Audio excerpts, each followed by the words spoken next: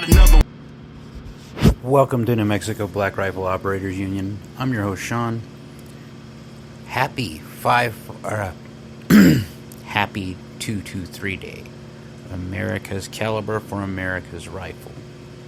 It's funny when you look at today, and I was planning on doing a different caliber podcast today. Bring up a different caliber, and I may bring it up later in this one. But it was brought to my attention by a fan that today is 223 Day. So why is 223 so special in the American ethos? Well, the first 223s were used for varminting and used for hunting. And like some of the newer some of the calibers that I'm going to talk about later, it was considered underpowered for its day.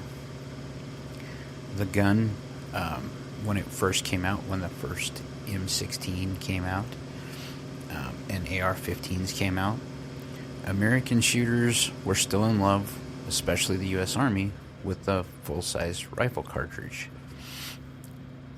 It took McNamara going behind people's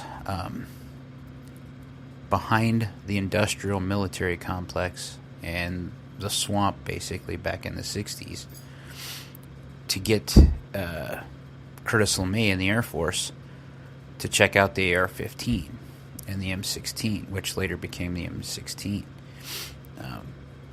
LeMay was blown away. If you don't know who Curtis LeMay was, he was the guy that was in charge of the bombing campaign in World War II. Curtis LeMay was also one of the guys that helped invent SAC and our military, United States military, that is, deterrence for nuclear annihilation. He is one of the people that helped come up with the idea of MAD. MAD as mutually assured destruction. So the 5.56 is a Cold War baby, just like the Kalashnikov is. But what makes it so special was the rifle was light. And when they were testing it in Vietnam, one of the first battles it was ever in was the one from We Were Soldiers. They actually got to see what was happening to individuals when they were hit with, at the time, what was called the 220 or 222 Remington, because it was still an experimental cartridge, and they hadn't figured out that it was going to be 223. And what they found was that the bullet, a 55 grain bullet in a 1 in 12 twist barrel, and a 20-inch barrel at that the bullet would upset and cause more damage upon hitting tissue, human tissue, or tissue in general, which left a greater wounding potential and better lethality, with a lot of other benefits. The 5.56, I only go by the military designation because that's what it is now, but the 223, the idea with it was it's about the third of the weight of, or at least half the weight of what a 308 cartridge is. And what that makes a difference is in your loadout. You know, you took soldiers that could carry maybe 200, maybe 300 rounds, if they were lucky and really weighed down, able to carry, 200 rounds with ease, or 500 rounds in the same space. Now, most loadouts nowadays, I think, are like between 7 and 9 mags, depending upon which loadout you go with. Plus, there's tons of ammunition already preloaded in mags in Humvees. That's what my friends that have gotten out have told me. There's no shortage of ammunition for Americans when they're fighting. But this enabled the soldier to carry a lot more ammunition. But what the benefits of the 223 was, you got half the recoil, or less than half the recoil. And it allowed you to stay on target even on fully automatic to some degree. Now in Vietnam, we had the little ups and downs of wondering if we should have fully automatic and if we shouldn't. And one of the most controversial items was invented because of Vietnam on the AR-15, and that's the forward assist. I've had people say that it just causes more malfunctions, and they've shown me that, and it's a legitimate argument. At the same time, I've also seen it used to fix malfunctions or to fully seat around when someone kind of babied the charging handle. But the 223 has become America's cartridge because the AR-15 is America's rifle. And why does that go hand in hand? Well, anytime the military U.S. military adopts a military rifle, a new caliber, it gains American interest because usually industry responds and they start making ammunition for it, which lowers the price because they have to make so much for the American military that the American shooter reaps the benefits of that cost savings. So the 223 became an American icon because the American military adopted it. It's versatile. Now, I've killed everything that's walked or scooted his butt across the state of New Mexico one way or another. And I've said this before, I've killed deer legally when it was there with an AR-15. My brother has. You can use different calibers in the same footprint, but the 223 specifically we've killed deer with. I don't believe it's legal now because it may be because they're saying centerfire rifles last time I looked through the proclamation, which was a year ago, so I'm not saying that now. Anyway, I've killed coyotes with it. I don't know how many damn prairie dogs I've killed with a 223. I know my brothers have done enough. I've killed rabbits with them. Most of that stuff was pest control, meaning that you're not going to get a lot of meat off of an animal, except for the deer, with a 5.56 or a 223. What happens is they kind of turn into pink mist with a 223 if they're smaller animals. So you take that rifle or that caliber, you put it in the AR-15. Nowadays you can find it in Kalashnikovs. It's been a thing for a while. You can find it in SCARs. You can find it in everything. It's because the caliber has become America's caliber. And this is the one that the left and people that are anti-gun, anti-2A, go after hard and heavy.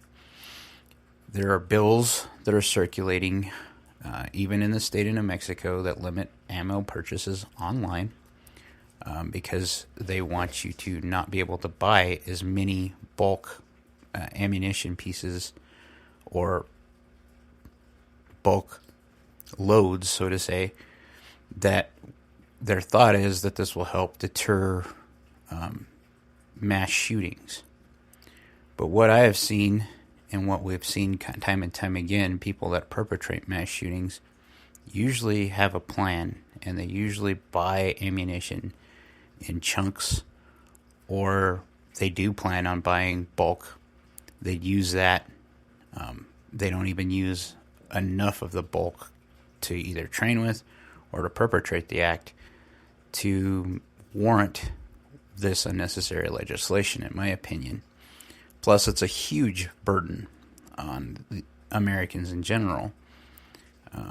Dave Chappelle, Chris Rock once said the quickest way to get to gun control would be to make the bullets so expensive that the guns don't matter. Well, that problem with that is you're regulating the 2A by backdoor fiat. That allows them to restrict guns to the most vulnerable people, the poor, the people that need them the most.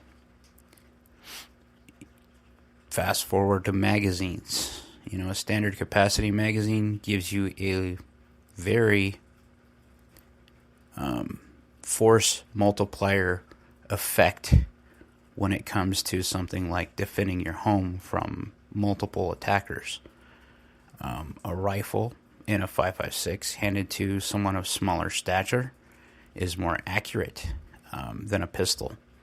They are more likely to hit their target and cause less collateral damage. That's a big thing. Having seen 5.56 in training, and full disclosure, having a ND, which was an ND in this case because, or an accidental discharge in this case, because someone brought me a rifle to take a look at, and they neglected to tell me there was a round in the chamber, but they were saying it was having a problem cycling. It's not just cycling, but extracting. And when I went to test it, the round went off. And another full disclosure, I had another one of those. Actually, this was a full ND on my part. I was testing my C96, and I don't remember what happened exactly, but the gun went off. It was in a safe direction. But where I was going with this, again, that's my full disclosure about being a complete idiot. It'll happen at one point or another, and it depends. I fully believe that happens because you get so confident in some things that you need a humble reminder to quit being stupid. Luckily, neither one of mine had any repercussions because it's always in a safe direction. No one was pointed. It wasn't pointed at anyone that it could hurt. But what I noticed with these NDs is that a 55 grain bullet will not go through an American adobe house. An exterior wall, it will go through the sheetrock to the insulation, but it will not go through the outside of adobe house. Now, why is that important? If you're defending your home and you're worried about, especially when you have a lot of kids in the neighborhood, you don't want to kill little Susie because some idiot broke into your house that's down the street, right? So you want the round to stop as soon as it can. That's important. Update that round with a hollow point, and you've got something that's even more likely to not only deter the threat or stop it completely, but definitely won't go through a lot of other material that could hurt other people. That's a plus, and it's a minus. If you had to shoot through a pine door or a steel door, it's not entirely 100% sure the round will go through it. Sure, it'll go through one side of a cinder block, but it won't go through the other. .308 will. Do you need that power? It's affordable to shoot because of the American military's reliance on the caliber, which allows manufacturers to spin up huge production, and we get a discount because of the scale of production that they're running. That means that you can go out and train. That's why it's an American caliber. You can go out and have fun with this round. You can go out and just enjoy the sport. That is very important. In my opinion, it's one of the most important reasons why the 5.56 or the .223 is so important to the American shooter, is because it gives you great value for what you have. Plus, the American shooter, male, female, doesn't matter, if they went through military service, are familiar with the AR-15 style rifle or the M16, which translates to the AR-15 because it lacks features that the M16 has that you can't legally have in the civilian world yet. Now, I hope one day we get those rights back, but let's be honest, the government never gives us rights back. That's why I'm so worried about what's been going on in the Roundhouse and in the country in general when it comes to the 2A. More and more you see the media focus on shootings, and they've coined the mass murder moniker because of more than one victim. But that's happened for years. Look at the Manson family murders. How many people were killed by the Mansons, that little sect, and they didn't use a gun. So that to me would be considered more of a mass murder type scenario than someone shooting 3 rounds in kind of a crowded area Because, again, bullets don't stop. They're not like in the movies. You can't hold a human being in front of you as a human shield without the bullet actually going through that person, to hit you. That's because of what Hollywood has done to disconnect things. You see John Wick run his AR-15. Okay? I don't remember him ever having a giggle switch on his Terran Tactical badass AR-15 that I mimicked to make mine. In reality, he never needed it. He ran through his drills. He actually became Keanu Reeves, that is, became a competition shooter for those roles. And he's very competent with the gun. So I think he actually placed in the tournaments he was doing, which is very good for someone who's from Hollywood, in my opinion. So happy 223 Day. Keep calling the Roundhouse. Keep putting pressure on them. They're still looking at House Bill 101. The voting rights stuff has been the big draw and the big drag right now, along with some other stuff that's coming up. They're wanting to address mental health with kids. I'm all for that. They're wanting to lower the graduation standard. And I don't want to say they're lowering it. They're changing it. They're basically adapting it to a modern scenario. How many times do you need to take an English class or a super high math class if you're not going on to something to be an engineer? That doesn't make sense to me. Maybe they'll start teaching them how much taxation is theft so that they can do their taxes and see how much the government's ripping them off, because that would be more beneficial to me. The caliber I was actually going to mention today was the 380, and my case for why this is becoming a more popular round, but I'll save that for tomorrow. Like, share, subscribe, be great.